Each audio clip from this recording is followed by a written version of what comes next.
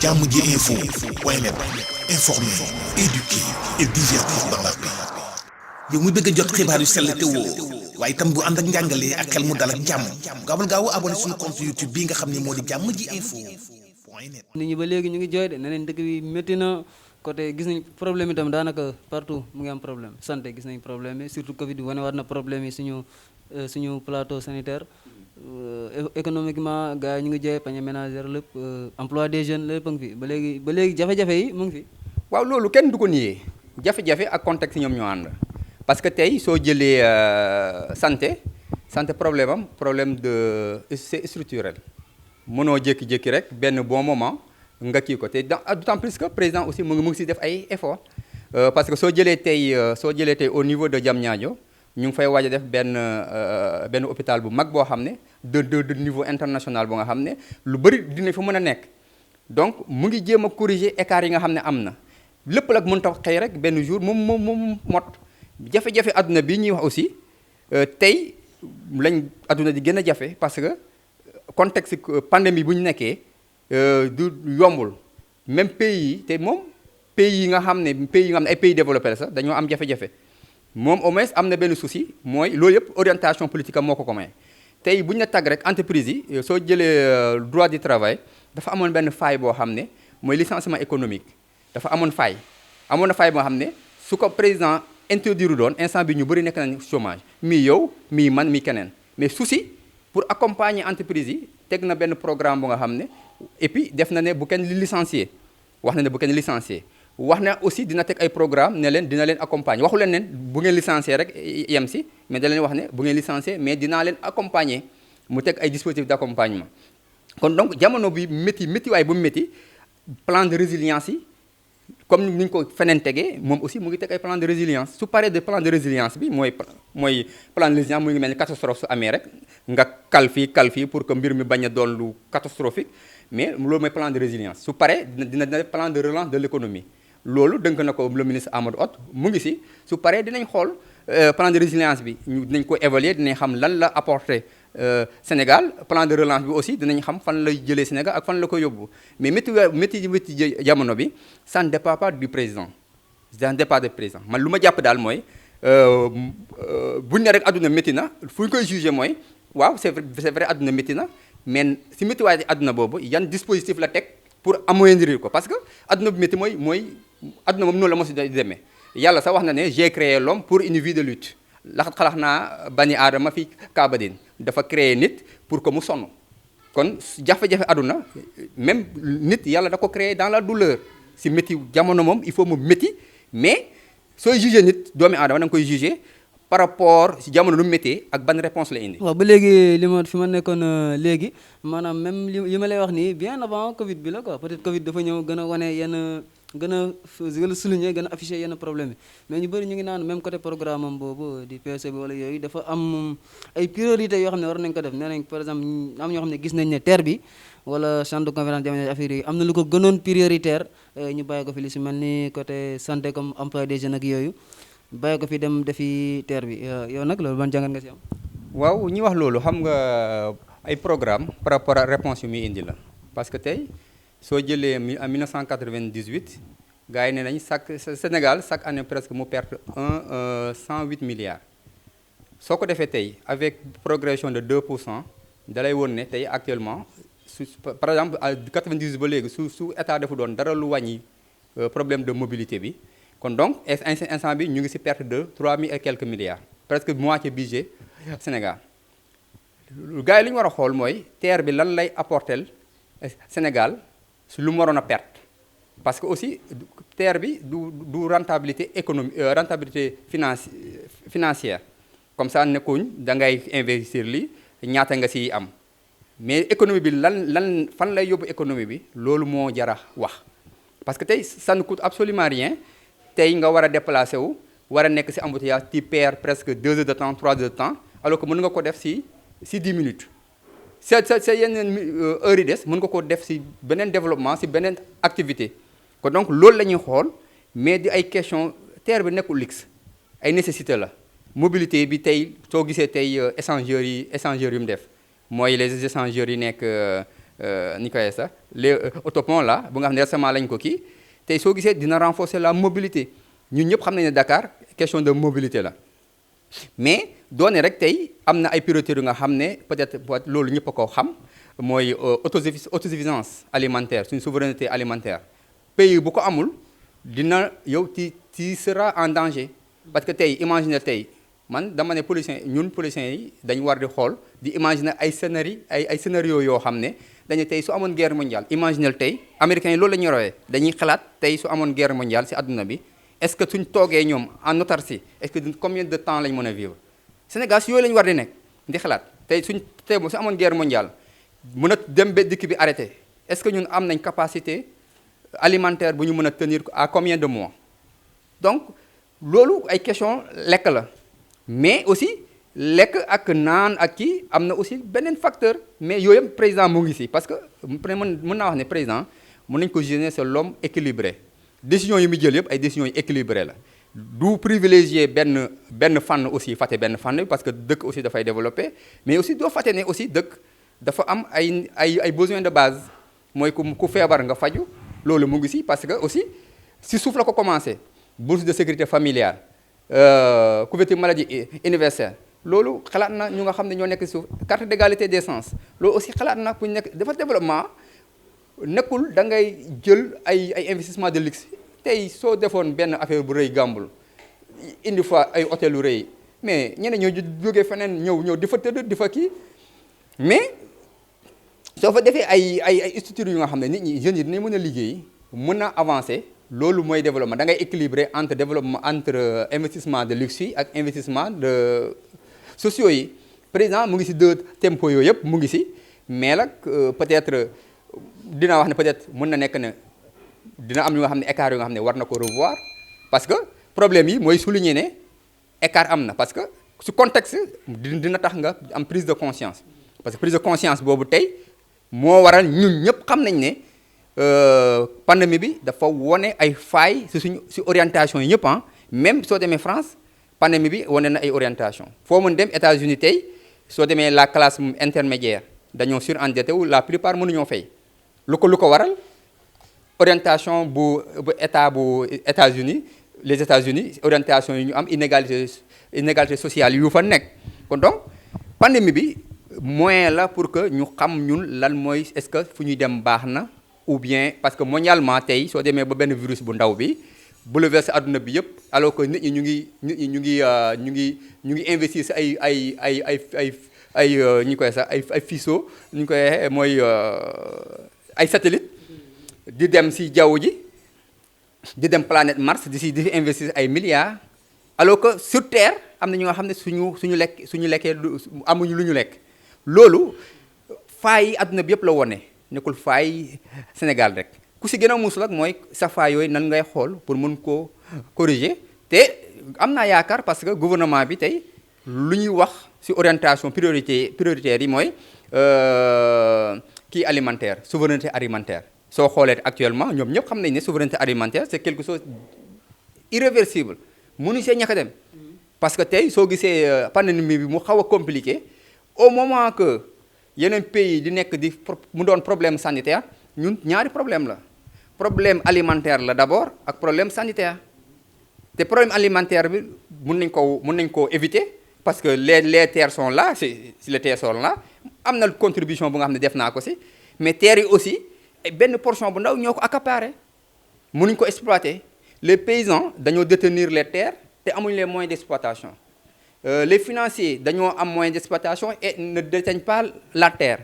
comment faire ba ñoom ñaari classe yooyu ñu boole leen ñoom ñaar ñu mën a liggéey gagnant-gagnant si loolu mooy enjeu yi ñu war a xalaat parce que loolu mooy bloquer agrobusiness bi foo mën di dem tey soo amoon tey benn investisseur ma war koo yóbbu man fa ma dëkk je sais que pertinemment que su ma jógee Dakar su may dem résistance la fay fekk waaw mais résistance yooyu lu ñu mën a éviter la il faut que yow nga am parce que ay projets sociaux lañ il faut que projet boo gis dafa am ñu ko war a piloter début ak mise en œuvre ak feneen soo jëlee projet impact yu nga xam dafa am impact sociaux il faut nga jël ay sociologue il faut nga jël ay psychologue parce que jël suuf nga jël ko ci paysan bi moo ak nga rey ko benn la kon donc il faut nga jël ay sociologue ñoo xam ne mën nañ communiquer ay psychologue yu nga xam dañuy ñëw expliquer leen en douceur ba ñoom ñu accepter ne c'est pas dañoo ñëw pour rey leen ou bien dañoo ñëw pour déposséder leen de leur richesse mais dañoo ñëw pour mieux les accompagner loolu peut-être war nañoo xalaat comment faire bu am ay compétences yu nga xam ne dans les organisations yu nga xam ne moom la président sant loolu ñoom aussi ñu xam yan profil la ñuy recruter parce que c'est pas da nga war a nekk un bon technicien un bon gestionnaire ay financier mooy tax nga mën a réussir ay projets d'impact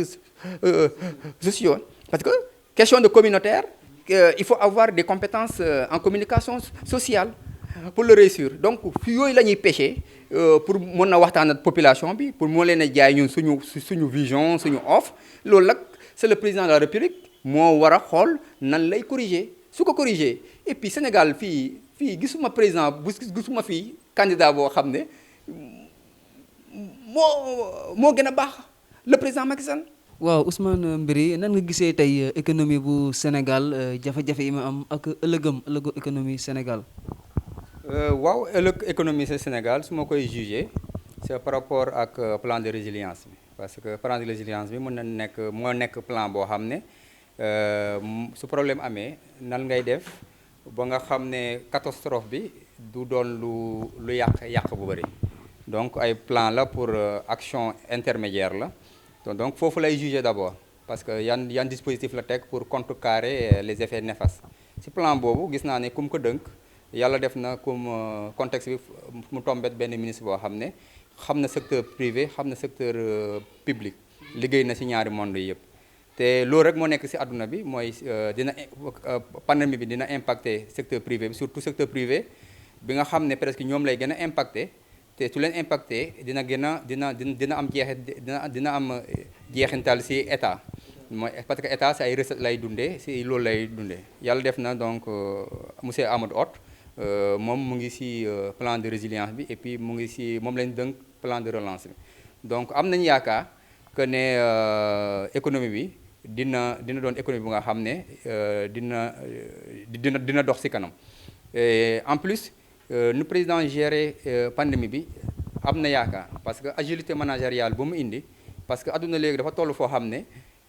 sooy gérer benn affaire da ngay xool contexte bi parce que même les normes internationales mooy norme qualité mooy norme leneen da lay wax ne toujours il faut que ngay adapté wu par rapport au contexte te loolu am na capacité d'adaptation bu nga xam ne moom laa observé su njiit ñi mais que ce soit le président que ce soit ses ministres en particulier Amadou Hott ak ministres yu seq pandémie bi tout le temps dañuy réajuster leur intervention donc loolu moo may won ne am naa yaakaar ne xam nañ enjeux yi te dinañ ko résoudre en tout cas am naa ci yaakaar nu ñuy gérer résilience bi soo gisee même si affaires yi vivres yi bu ñu koy joxe man bokkoon naa ci APR yi nga xam ne d'accord dama waxoon ne nañ def transfert d'argent mais bu ma demee ba nga xam ne président def na option pour joxe vivre retour yi ma ci am en tant que acteur politique am na ñu ma xam ne dans le Saloum dama waxtaan ak ñoom ñu ne mu wax ma sama benn copain mu ne ma président il connaît très bien la sociologie du pays parce que ñun suñu dëkk ak suñu commune presque ñëpp am nañ mu ne ko comment ça loolu mën a nekkee ñëpp am mu ne ma parce que ña am dañoo xaaj partagé ña amul xam nga loolu nga xam sociologie réew mi xam ne réewu solidarité la donc soo ko defee vivre ñeneen ñi dinañ xaaj su lu ñu am jox ñeneen ñi donc pandémie bi dina xaw a ñëpp dinañ jot su lu état yóbbu mais soo ko defoon xaalis kenn ki da koy jot rek dugal ko ci poosam parce que xaalis moo mel noonu xaalis pour que nga gis nit ñi di ko jël di ko pàccee mais lekk ci àll bi dañ jàpp ne lekk moom su ñëwee ci dëkk rek ñëpp a ko bokk su ko ñëpp gisee aussi ñëpp a ko war a partager donc loolu ma lay won ne ñun aussi dañoo war suñu école du parti dañ ko war a dékkilaat ñu am ay cadre d'échange parce que ñun ñuy défendre le régime sax des fois da ngay am position yoo xam ne yow da nga koy défendre sa bopp parce que doo xam orientation yi jóge ci kaw lan moo ko motiver parce que soo xamul pertinence ci décision bi doo fi nekk di lay loo xam ne xamoo ko donc cadre boobu d'échange ñun nga xam ne ñooy défendre parti bi ñu ci imprégné ñi xam la pertinence loolu mooy waral des fois nga gis ñun ñu forger suñu position bopp parce que ñu aussi on est des hommes libres dañu war a am suñu analyse ko en tant que citoyen moo tax bu question boobu dama ci waxoon ne président na ko def xaalis moo gën a yomb mais je me suis rendu compte que l'option du président était la meilleure option parce que ce retour d'expérience boobu ma am gis ne nit ñi vivre bi gën naa touché ñu bëri gën na am impact si monde rural bi ñi ñaan yàlla rek dem ba un bon moment su amatee kenn ñaanu ko yàlla comme genre yi mel nii parce que adduna bi dafay bëgg di changer su newul pandémie mën na nekk ay embargo mën na nekk ay guerre mondiale kenn ñaanu ko yàlla ñu fexe ñu am suñu souveraineté économique alimentaire ba nga xam ne problème su amee dootu nekkati ñuy résoudre ay problème alimentation ay problème alimentaire mais problème question boobu la ñuy résoudre comme ça suñu force mën koo concentrer vers l'ennemi parce que buñ la si kenn na on est en guerre contre un ennemi invisible ennemi boobu mën soo ko bëggee booleet recherche dem di kii soo gisee mesures yu ñu jël des fois ñu fléchir ko man d'après man analyse waxuma militant mais citoyen dama sentir ne peut-être front social bi dafa xoj trop parce que soo leen continué woon di leen di kii dinañ gën ci mbedd yi parce que aussi nit ki ñaari dee moo am nga toog xiif rey la ou bien nga gën maladie bi rey la ñoom donc ils ont préféré parce que gën option la gën peut-être mën nga gën nga mucc mën nga gën maladie bi rey la donc ñaan yàlla rek souveraineté alimentaire bi nga xam ne dina bokk ci plan de relance bi ñu gën koo dooleel gën koo jox cër parce que aussi question de vie et de mort la question de sécurité nationale la parce que xiif lekk mar ak naan gor boo ko xañ rek dootoo nekkati nit dafay mujj transformé mu animal loolu moo waral tey nga gis ñiy toj ci biti loolu la soo xiifee dootoo amati voilà ventre affamé n'a point d'oreille loolu sooy wax ñoom duñ la dëgg voilà donc yooyu yëpp bokk na si lu nga xam ne peut-être mën na tax gestion pandémie bi xaw naa compliqué mais di sant yàlla que président bu mu amee clairvoyance xam ne joxe vivre mooy la meilleure option ñu ko si remercier di ko si sant et puis di am yaakaar que ne plan de relance bi dina jël en compte yëpp faiblesse yi nga xam ne xam nañ ko écart yi nga xam ne aussi constaté nañ ko ñu def benn plan d'action boo xam ne il va mitiger il va amoindrir risque bu ñuy dund ni mooy les risques sociaux ba nga xam ne ëllëg lu mel ni su amee duñ am benn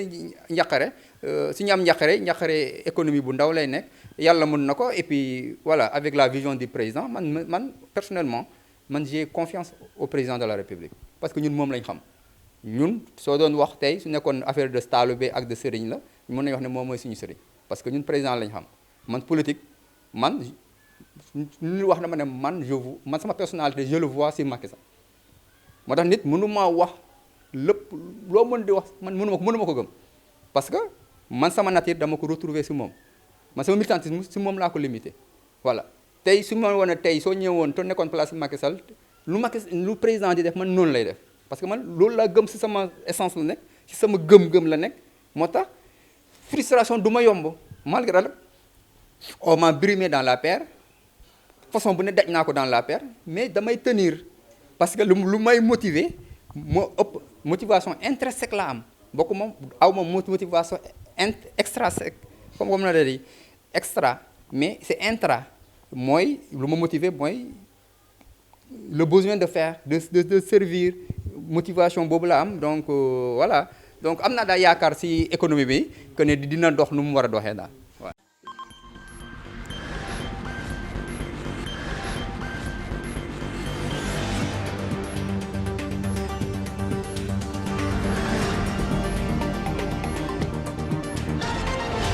Jàmm ji info point net informer, éduquer et divertir dans la paix. yow mu bëgg a jot xibaar yu sell te woo waaye itam bu ànd ak njàngalee ak xel mu dal ak jàmm gaawal gaaw abonné suñu compte YouTube bii nga xam ne moo di Jàmm ji info point net.